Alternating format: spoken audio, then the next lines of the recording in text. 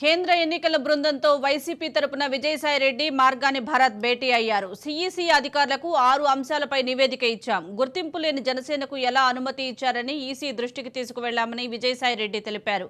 ఒక వ్యక్తికి రాష్ట్ర వ్యాప్తంగా బోగస్ ఓట్లు ఉన్నాయని ఎలా తెలుసని ఆయన ప్రశ్నించారు.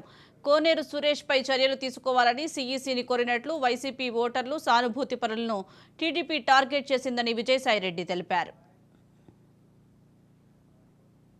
కర్నూలు జిల్లాలో సురేష్ ఇచ్చినటువంటి టీడీపీ ఇచ్చినటువంటి కంప్లైంట్ ప్రకారం 67,370 బోగస్ ఓట్లు ఉన్నాయని చెప్పడం జరిగింది.